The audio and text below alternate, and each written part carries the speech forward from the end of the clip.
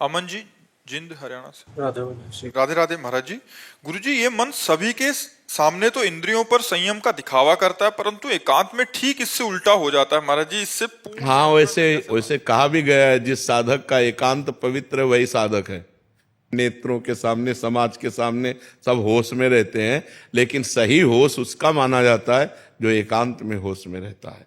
एकांत में जब मन चंचल हो तभी हम साधन का बल प्रयोग करें, जो भजन बल है उसी समय तो नाम जप करें। हम एकांत में खाली न रहें, जब तक नींद ना आ जाए तब तक हमें खाली नहीं रहना। कोई ग्रंथ रख लें जिसका हम अवलोकन करें, संख्या रख लें जो नाम जप करें, या सत्संग रख लें, सत्संग सुने। हम खाली बैठेंगे तो हमारा मन तुरंत एकांत में हावी हो जाएगा और कोई न कोई हमसे पाप कर्म करवा बैठेगा या पाप चिंतन करवा बैठेगा।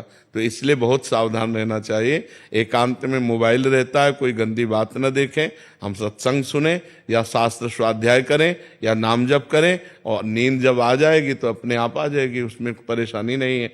नींद जो 4 घंटे 5 घंटे लेनी है, उसके अलावा हमें सावधान होकर समय काटना है। खास समय एकांत का, और जब खास समय सोने जा रहे हैं उस समय तो और बिल्कुल सावधान होकर, बिल्कुल नामाकार वृत्ति करके। जैसे अब अपने लोग सोते हैं ना, तो सोने नहीं जाते, ध्यानस्थ होते हैं। लेट गए और एकदम परमात्मा में ध्यान, अब कब सो गए पता नहीं, फिर जब जगे तो फिर उसी ध्यान में बैठ गए। पहले सबसे पहले बस नाम जप।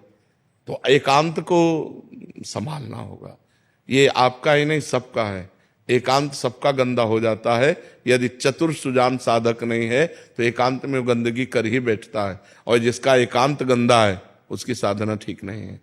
जिसका एकांत पवित्र है वही वास्तविक संत है, वही साधु है, वही साधक है, वही महात्मा है।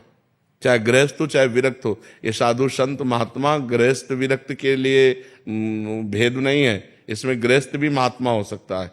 स्थिति है तो वो महात्मा है, स्थिति नहीं है तो वेश से महात्मा नहीं माना जाता, स्थितियों से माना जाता है। तो हमें लगता है कि हमें एकांत में ज्यादा सावधान रहना चाहिए, क्योंकि एकांत पाकर मन कच्चे साधकों का, सच्चे साधकों का तो एकांत पाते ही वो तो एकदम डूबेगा भगवान में।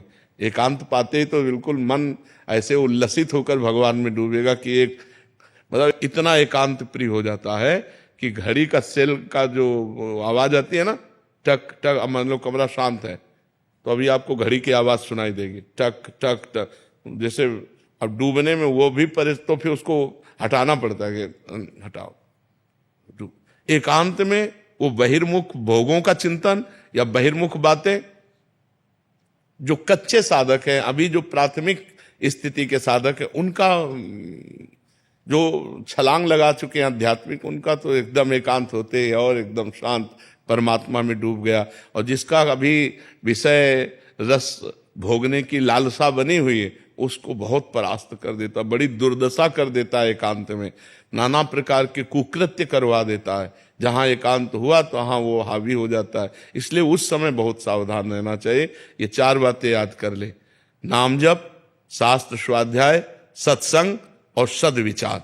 इनके द्वारा हम एकांत को व्यतीत करें। एकांत में ये जरूर लागू करें। ऐसे उड़िया बाबा के उपदेश ऐसे हर समय जीवन भर सिराने रखा है। जब सोने जा रहे होते, जहां देखा मन चंचल हो रहा, फौरन खोला, 2-4 सूत्र पढ़े एकदम चिंतन में। बस जैसे कोई बंदूक रख के पढ़ता है ना, ऐसे आसपास माला, झोली और ग्रंथ आसपास बिल्कुल सिराने। जरा सा मन भटका तुरंत ग्रंथ खोला, तुरंत जरा सा मन भटका माला उठाया, बैठ गए। उसको रोकना है। अगर उसको रोक लिया, एकांत पवित्र हो गया तो बढ़िया पवित्र हो गया जीवन।